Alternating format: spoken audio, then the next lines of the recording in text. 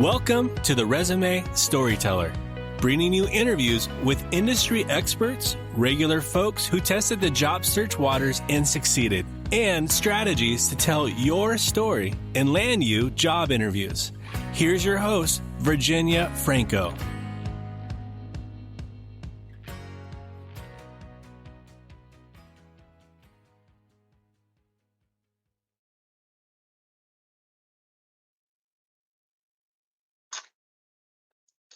Hey guys, today it is just me that's going to be talking. The reason for this is that while I love having guests, what I have found, especially in the last couple of months, is that there's just a lot of people that are looking for jobs. Of course, there's the people that have been laid off that are looking, people that are furloughed that are looking, but there's also been a huge uptick in people that are just looking to make a leap. COVID has made them sort of rethink or want to prepare for the worst. And so, long story short, I have been deluged with people coming to me and probably also my colleagues with questions and, really looking for some help. So I try to give as much help as I can by responding to emails and direct messages and LinkedIn and all that. But I thought that this might be a really good forum to sort of answer some common questions that I get. So, the questions are fast and furious, but what I'll say is they tend to fall into three main categories. The first has to do with, how long should my resume be? Which then also leads to the next question, which is, I have so much experience, how can I possibly fit it all onto X number of pages? The second bucket of questions that I hear a lot or am answering a lot about are have to do with the screeners, applicant tracking software systems. So I will talk a lot about that. And then the last question that I am often fielding is, everyone says I need to customize my resume, but I'm not sure how in the world to do that. So I want to make sure to use this podcast today to chat about that. So 3 different buckets. Once you hear it, if you have additional questions, please email me, vafrancoresumes@gmail.com, or you can reach out to me on all the socials. Because what I'm going to start doing is gathering more questions officially so that I can use this forum to answer as many as possible. So let's just, at the top, let's start with the whole length thing and then talk about how in the world to make sure that lots of years of experience fits into that. So I hear a lot of people say, well, your resume really should be 1 page. What I found is that a lot of people think that because that's what they are taught when they first get out of school, when they're young, have a couple years of experience. By and large, when you have 5 years or less of work experience under your belt, I do my best to keep it to 1 page. But once you've gotten past that point, then 2 pages is perfectly acceptable. There are no hard, fast rules when it comes to resume writing. It's as long as it needs to be. The problem is that because so many people struggle with what to put and what to take out, they put everything in there and then it's way too long. And so what I found is that 2-pager that's probably what 99.9% of my resumes that are over 5 years of experience, most of them are 2-page resumes. There are rare occasions when I will go on to a 3-pager. Usually it's when I want to have sort of what I call addendum information. So as an example, let's say that you are a big thought leader or you speak at a lot of conferences. I might have a page that shares, here's where I did presentations, here are some keynotes that I gave, here are some places where my stuff was published. That might be an example of a 3rd page. Another example might be, let's say you are a consultant and your 2-page resume sort of talks about the highlights, but then you want to sort of show, here are case studies that I did. So that 3rd page might be a bunch of cases. Another example, I did this recently, someone who was a mergers and acquisitions person. So he had a deal sheet where he listed, these are all the different kinds of deals that I did. So we put that on the third page. But by and large, the bulk of the experience I have found can go into 2 pages. And when you stick to 2 pages, what you do is you help to mitigate pushing off people that are sort of ADD about this stuff, where they might look at a 3-page resume and go, oh, this is way too long. What I found interesting, and I cannot remember the source now, but there was a study a couple years back that talked to several hiring managers, and they interviewed a bunch of recruiters, and they said, what is your preference, a 1 or a 2-page resume? The vast majority of those people said 1-pagers. But then when they went back and looked at, well, what percentage of the people that they hired, what percentage had 1-page resumes versus 2? The clear majority had 2-pagers. So sort of the takeaway is, yeah, you think you like 1-pagers, but you hire 2 people with 2-pagers. And that's because it's really, really hard to fit in, years of blood, sweat, and tears onto 1 page without cramming in all the information or making your margins so slim that it's just way, way too tough of a read. So this segues into the next question, which is, how in the world do you cover, 20, 30, 40 plus years of experience onto 2 pages? So I'll tell you my strategy that has worked time and time again. Generally speaking, and of course, as I've said before, it always depends. There are no hard, fast rules to this, but by and large, the last 15-ish years are what are most critical to and most relevant to the reader today. So what I will do is I will devote the majority of the 2 pages of real estate to the accomplishments from, right now we're at the end of 2020. So I will focus on 2005 forward.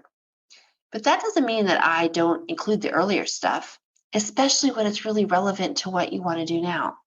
So if you have earlier stuff from 2000, 1995, what have you, I always make sure to include it. I create an earlier experience section. And then what I do is I just highlight or greatly synopsize those earlier experiences. If there is room, I will list, where the person worked and their job title. And I might just touch on maybe the skills they acquired that are relevant to what they are doing today, or an accomplishment that was just really, really noteworthy that will resonate to the reader based on the person's job target. Sometimes I just want to do some name dropping. So if a person worked with a really well-known company that's, again, relevant to the target, I'll include that. But whenever there is earlier experience on there, 9 times out of 10, what I make sure to do is reference it at the very beginning of the resume in the branding section at the top, or that summary section.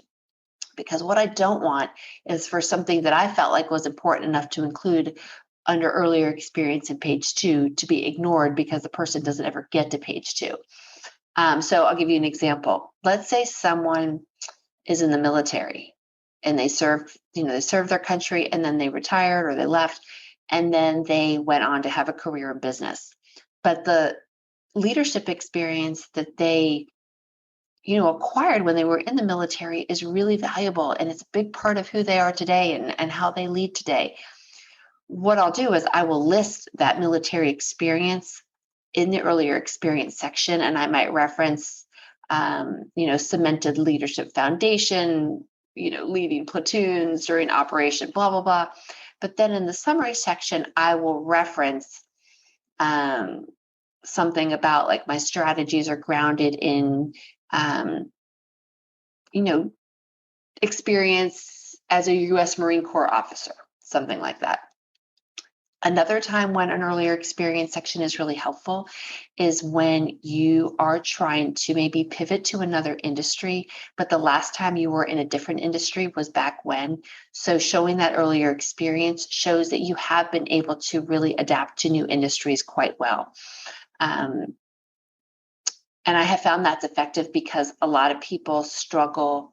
A big obstacle that people have when they're trying to make a career change is where people say, well, how can you possibly jump into my industry because you've only been in the same industry your whole life? So having that earlier experience section sort of negates that.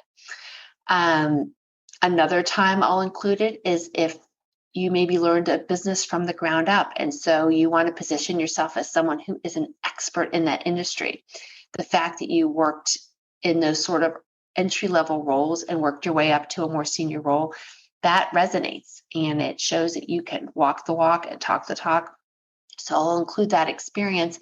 And I will say in the summary section at the top that you learned the business from the ground up. So what I found is by having that earlier experience section, it really doesn't take up much more room than education, but it enables you to include that earlier blood, sweat, and tears and still get the resume or the salient points on 2 pages. What I won't include are earlier roles that aren't relevant. So if you are an IT professional or software engineer and you scooped ice cream back in 1982, that's not relevant to your job target. So I'm going to not include it. The beauty of it is because you are removing the dates from it, nobody knows exactly when or where it happened. And so there's no concern about gaps or anything like that because all that stuff, just the dates are removed. The other good thing about the experience section is that it helps the reader to avoid going into a rabbit hole. What happens to all of us when we start seeing roles that are right now, it's much earlier than around 2003, 2005. We tend to go into a rabbit hole where we say, gosh, I wonder how old the person is. I wonder how many kids they have, just all sorts of side nonsense. And when that happens, you're detracting from the important stuff that you want them to read. Studies show that readers look at this stuff for 6 seconds at the beginning and then upwards of 15 seconds. So either way, it's not a lot. And I don't want 3 seconds spent in the rabbit hole. And for some reason, synopsizing that experience eliminates that from happening. What's interesting is that on LinkedIn, though, I will include those earlier roles and I will include the dates on them because with LinkedIn, you have to keep on clicking if you're interested in reading earlier roles. So if you are clicking back to the early 2000s, 90s, the rabbit hole phenomenon isn't happening. The other thing that technique does is it helps to make you timeless on a resume. I've said this before, I'll say it again. I don't want anyone to know if my client is 35 or 85 because it's not important. And synopsizing that experience helps that to occur because nobody really has any sense for how long those earlier experiences were. Okay, so that I hope addresses the bucket of resume length and shut the door because my kids are being loud. Hopefully that addresses the resume length stuff and the questions around fitting in all that experience onto the appropriate amount of pages. The second thing I want to talk about now are the Applicant Tracking Software systems, or ATS.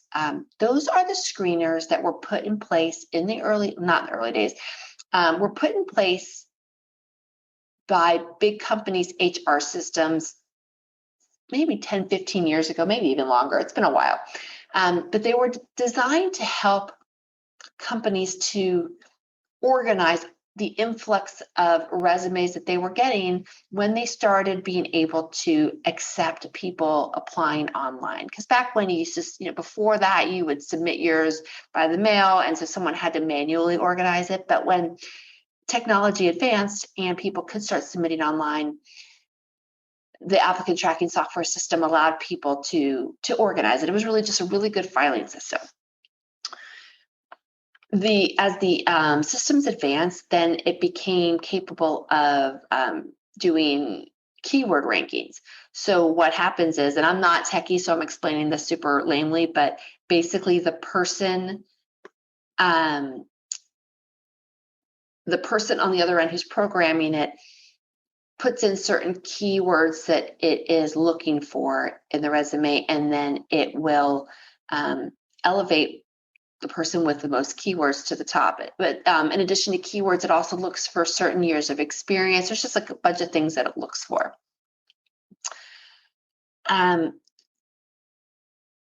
so right now there are it's like 200 different applicant tracking software systems. So there are a lot, and they all sort of work differently. So all of the advice I'm sharing is based on my understanding of how they work as a whole. There are always one-offs, and the problem is you don't always know what system you're dealing with. So I just try to give advice based on the lowest common denominator. When you apply online, the system, what it does is it takes your resume and it sort of transforms it into plain text. And when it does that, it parses everything down, and it assigns a point value to all of the criteria that it was programmed to look for. And then it reassembles your resume into the format that you gave it. The older systems had a tough time of breaking down that text and then sort of pulling it back together, which is why there used to be a lot of rules around, when I first started, I actually used to create a plain text document, and I would make it so that there was no way the applicant tracking software system could read it wrong. So my clients had a Word version, a PDF version, and then they'd also have this plain text, ASCII ASCII version. But right now, the systems are much more advanced, so that is not necessary. By and large, the older systems that cannot accept documents in PDF require you to send something in Microsoft Word. Those systems cannot read anything that is in a header and a footer. They can't read anything that's in a text box. Any graphic image, anything like that, they can't read. Basically, they take all the text, they strip away all the formatting from it, all the shading, all the color, all of that, and it can just read the words on the page that aren't in text boxes and aren't in header and footers. So that means that if you have your contact information in a header, it can't read it. If you use some of those really nifty resume templates that require you to enter information into a box, guess what? It can't read it either. So if you have to upload your resume via a system that only accepts Word, then you need to make sure to take care of that. The other thing many of those older systems that just take Word can't do is it sort of miscalculates how many years you've been working when you have been working for the same company in lots of different roles. Because what ATS is trained to do is look at the company name, the title, and then the years next to it. So if you are one of those people that had, you were promoted to a couple different jobs and you just list, let's say I worked at IBM from 2005 to 2015, and then you list your earlier titles, but you don't list, and you list when you worked at them, but you don't have the company name next to it. The ATS won't associate you having worked with the company. And so basically it doesn't give you credit for that earlier stuff.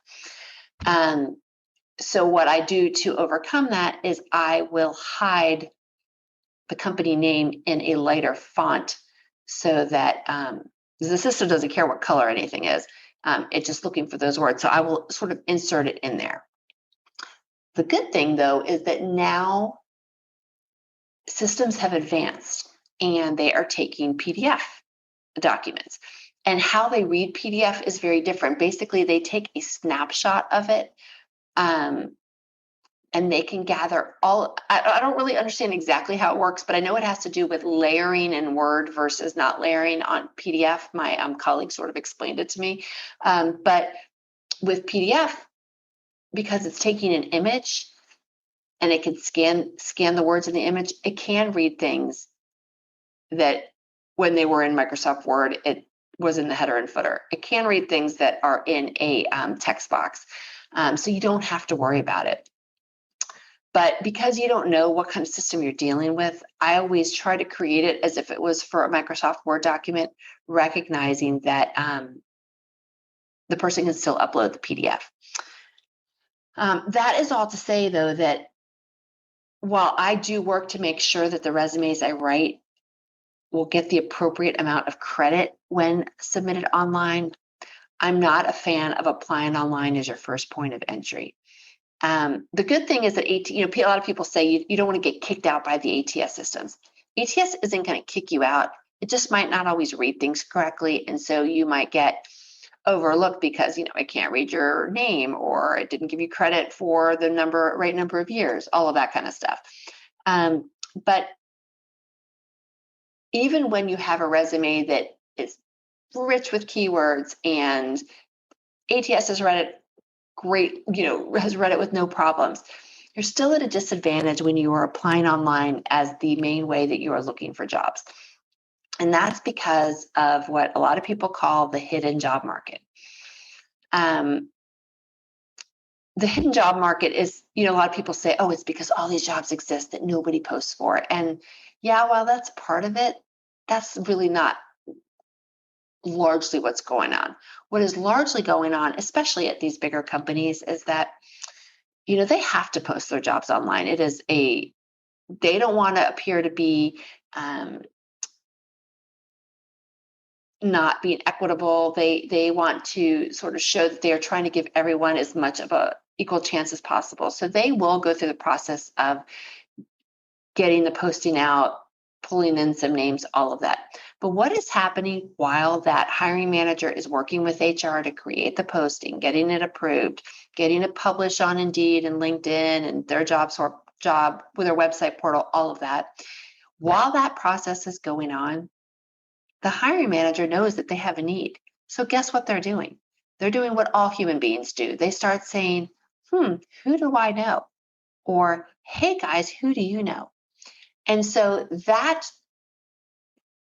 those discussions are being had in sort of an informational interview fashion. They are casual.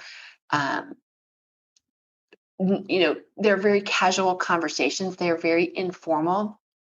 But then when the posting comes out, a lot of times people will get a call saying, okay, the posting's coming out now, go post. And so by the time that posting has come out, there's often a really solid pipeline of people that have sort of been pre-qualified. And so your chances of doing well against all those people that have an in with the hiring manager or who have been referred to someone the hiring manager knows, or they've already sort of had those pre-informal conversations, your chances are not as high. It's really hard to overcome that. Tapping into that referral market is the best way to land a job. The majority of jobs get filled like that, but they only account for a much smaller percentage of people that actually apply to those jobs. So that is your way in. That doesn't mean you don't need a resume that can still be read by Applicant Tracking Software system, because you do. But basically you need your resume to be read by the people, but also by the bots. So I hope that sort of explains the ATS process to you, how it's read, how I write it to make sure that you get the maximum credit. If you have any other questions, again, make sure to email me. All right, so now let's move on to the last topic, which is resume customization. Yes, you should customize your resume for every job posting. And that's really tough because the idea of writing 15 different resumes is a nightmare. And so what I do when I'm working with a client is I actually say, send me a handful of job postings of interest anywhere in the country, but roles that would intrigue you. And so what that allows me to do is to write for, those, because when once you're clear on your job target, the job postings don't change all that much at their core. Yes, there are little things here and there that might change, but by and large, they don't. But that being said, there are certain sections and ways that you can customize your resume, and I'll walk through them. I think first, what might make the most sense is to explain sort of the core components of the resumes I write. And I'll back up. And I've said this before, but people read resumes the same way that you and I read the news when we're in a rush. So think about how you get your news information now, whether you go on Twitter or a news site or you're, looking at an old-fashioned newspaper. You scan the headlines, and then if the headline grabs you, you read that first paragraph that follows, which is the lead paragraph. Then if you're hooked, you will probably save the resume the news article to read later on when you have more time.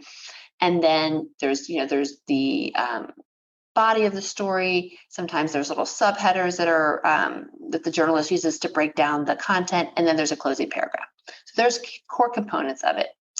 Those first two components, which are the ones that tell you what the stories are going to be about and what you want to come back to when you have more time, the headline and that lead paragraph, because people read resumes the same way as they do newspaper articles, I make sure to bring those same two components over. So all of my resumes have a headline, which in resumes you call a career title. They all have a lead paragraph, which in resumes you call the branding paragraph or the summary paragraph. Imagine a news article without a headline and without that paragraph. You probably wouldn't read it. Same goes for the resume. But those two sections are where it's super easy to do customization. So the headline is, to me, the easiest place to customize. And the one thing I do see with job postings is that companies change the title. Sometimes the titles are wacky. Sometimes it's just sort of a slight change. But when you match the title to the job description, that is a really good way to immediately help the reader connect to the fact that you're a perfect fit. The other thing you can do with the headline is you can add or remove certain words to really, set the stage for the reader. So let's say I am in, I'll think of a name. You're an IT program manager. So if you say IT program manager, then you are, sounds like you can work anywhere. But let's say I wanted to target working at a bank. So I might say financial services IT program manager. Let's say I want to work on cloud transformations. I can manage all sorts of IT projects, but this opportunity or what I really want to do, I just want to help companies get off of, the old stuff and get onto the cloud. So I might say IT program manager specializing in cloud transformations. So as you can see, those three different headlines that I gave you, IT program manager, financial services IT program manager, and IT program manager specializing in cloud transformations, they set the stage for three very different stories. So that is a super, super easy place to change it. With the branding paragraph, there are always little bits of information that you can tweak based on the role that you're targeting. So if the role is focused on cloud transformation, you might want that paragraph to reference that. If you are targeting financial services, you might want to reference that you have worked at a bank in that paragraph. So you sort of see how making minor, adding or subtracting words in that paragraph to back up sort of how you're describing yourself in your headline, that's a really, really great way to customize the resume. Another place, sometimes what I'll do is if someone is looking to break into an industry that they're new at, and I want to sort of show why this is a logical leap, I will add a sentence about it. So as an example, I wrote for someone the other day who was trying to they had worked for a Fortune 100 as an R&D group manager, and they had spent years and years volunteering in animal welfare organizations, and they wanted to work in nonprofit. So what I did for that, they were torn if they wanted to do nonprofit or, work for another company. So what I had was a sentence that my client could add in and out saying, it was something like long time volunteer at Bay Area shelters, doing spay and neuter clinics or something like that. I had a sentence that sort of spoke directly to wanting to work with pets that the person could easily remove when they wanted to target corporate America. So those two sections, headline and that summary paragraph or branding paragraph, those are two places where it's super easy to change. The other piece where you can make edits is to the skills section. I usually put a skills section right below the branding paragraph, right before I start the experience section. And this is a core list of hard skills that relate to your job. a great couple places to get skills, to figure out what are the best skills. There's 3 places you can go. What I usually do, and what I used to do my whole life, was I would go to the job postings.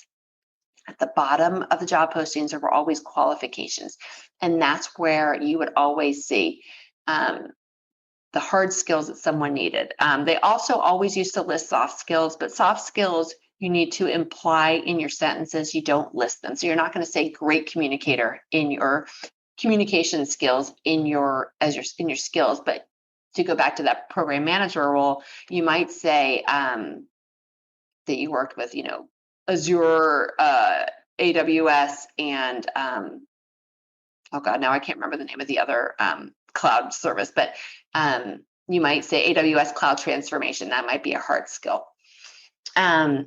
The second place that's a really good place to get skills is JobScan. It's a great tool to put in a job description and try to make, or put in your resume and tell them your job target, and it'll tell you where your skills are matching and give you some other ones. And then the third one that I discovered thanks to a colleague of mine works if you have LinkedIn Premium, and it's LinkedIn's resume building tool, where you go to your homepage, you go to your picture, and then there's a little button that says more, and you click on resume, and then you type in the job title you're interested in, and it lists all the skills right there that you need to make sure to include. Also, a fourth thing, I didn't even think about this, is that LinkedIn, a lot of the LinkedIn Easy Apply job postings actually list a bunch of the skills right at the bottom. So those are fabulous. But in any event, sometimes companies call things slightly different. So I might, based on a particular role, I might sub in one skill for another. And I'm just trying to think of an example. So some companies might want to go to the IT program management. They might want someone with Agile experience, and then the next resume or the next job posting might say Agile Scrum. So depending on what that company calls it or how they reference it in the job posting, I might edit it in and out. And then lastly, I don't do this too often, but I think it's important to note with the experience, to me, the experience is the experience. It really doesn't change that much, especially when you are pretty clear on your job target. But what I would say is I always make sure when I have a list of bullets, I always make sure that the first one that the person sees is what is most impactful, because I recognize that skim readers often don't get past the first bullet on those first passes. So based on your job target, which of your bullets are probably will resonate greatest with that reader. So make sure to swap it out for that particular audience. So the headline, the paragraph, the skills, and then the order of the bullets, those are the best ways for you to customize. So I hope that I have answered the majority of questions that have come in to me as of late. If you have any other questions, or there's something that you would like me to talk about the next time on this show, let me know. You can, again, email me at vafrancoresumes@gmail.com. Shoot me a DM on Twitter, Instagram, LinkedIn, or Facebook. And I would love to hear from you.